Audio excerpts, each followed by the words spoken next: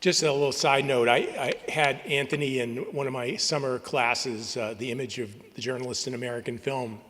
And my son and I were lucky enough to have tickets to the first game of the American League Championship Series.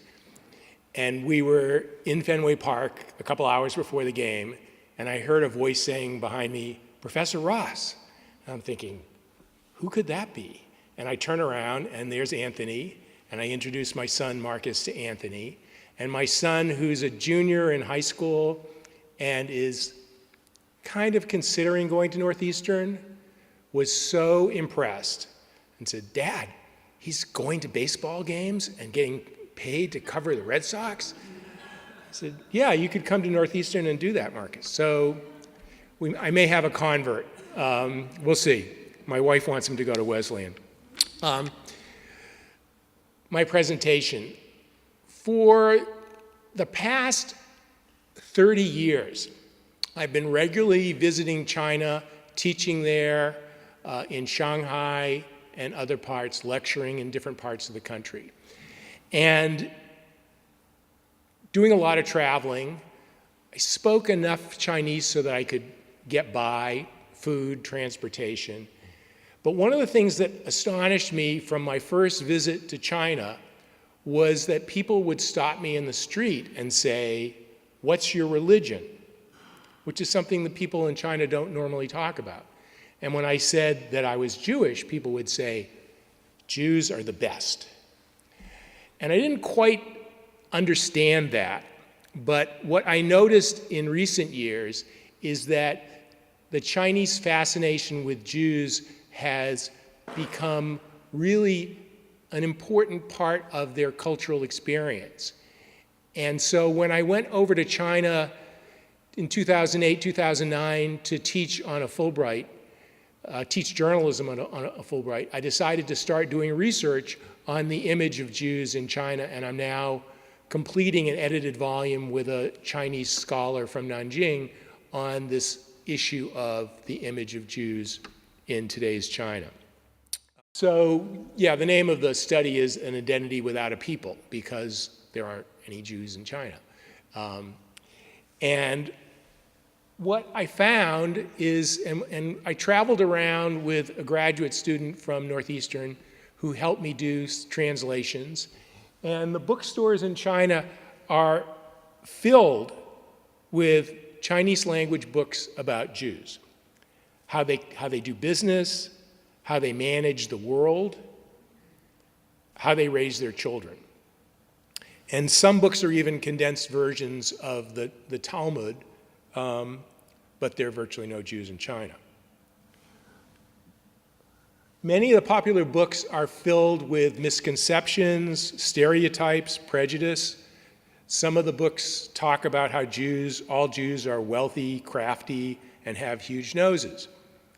These books on Jews duplicate some of the distortions that were found in the classic anti-Semitic work, The Protocols of the Elders of Zion, and this is an early French edition of that. Except the difference in this Chinese attitude, which looks like anti-Semitism on the surface, is that the Chinese have decided that they want to emulate the Jews rather than exterminate them. And so they're constructing this identity. This is just a joke, the Jews here, but they're constructing this identity for Jews without really having a chance to meet Jews, except the occasional Jewish person they meet on the street.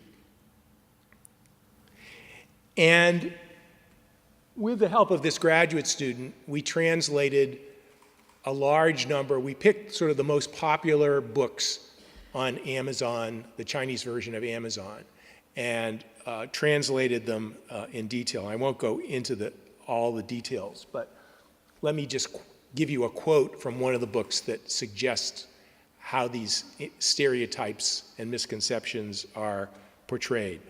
When Jews sneeze at home, all the banks in the world catch a cold one by one. 5 Jews together can control the gold market of humankind. And there's an endless number of these books. And here's a picture of a couple of them without going into detail about what they say. But some of it's just really funny, like it's said that all Jews are distinguished by their noses, that all Jews have hook noses. This is not accurate. Only Jews in Russia and the Near East have hook noses in real life.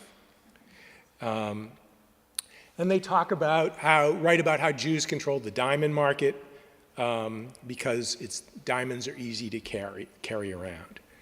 These misconceptions show up in blogs as well, and I've been looking at a lot of blogs online. The blogs are particularly critical of Israel, and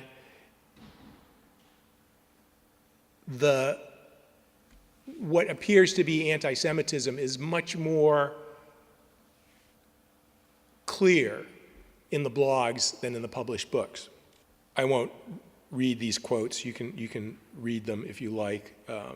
But the moderator of this online discussion group wrote that Jews are an inferior people, non-European, non-Arabian, nothing glorious but self-claimed chosen people of God. Now, these distorted perceptions of Jews can't simply be dismissed as evidence of ignorance or nationalism. I think stereotypes can be extremely dangerous. And so I think it's important to try and address them in different ways. One way to address these stereotypes is through academia. And interestingly enough, not particularly well known, is that there are 11 universities in China with courses in Jewish studies and Middle East studies. And the university where I was based during my Fulbright, Nanjing University, has a $15 million endowment and sends graduate students to Israel for a year to study Hebrew and Torah and Talmud. And these students come back incredibly well-versed in Jewish studies. I think that, for me, this fascination with Jews creates an opportunity to provide Chinese scholars and the Chinese public with a window into Western civilization and thought, and also see the affinity between these two ancient peoples. The Jewish civilization predating the Chinese civilization by a few years, raising the question, what did Jews order, what kind of food did Jews eat before the Chinese were around? But I think that, in my view, this is really a wonderful opportunity to revive moral and cultural values in China, which China is really lacking these days. That their fascination with making money, their fascination with economic development and growth has set aside Confucianism and any belief system. So I think that talking about Jews and Jewish values in China and with the Chinese people and in academia is an opportunity to revive some of these values that have been lost during this current economic transformation of China. Actually, I have one more picture here. This is my son when he was much smaller, just before a talk that I gave in Kaifeng. And we're showing the poster advertising my talk. So that's Marcus on the left and me on the right. Anyway, thank you very much.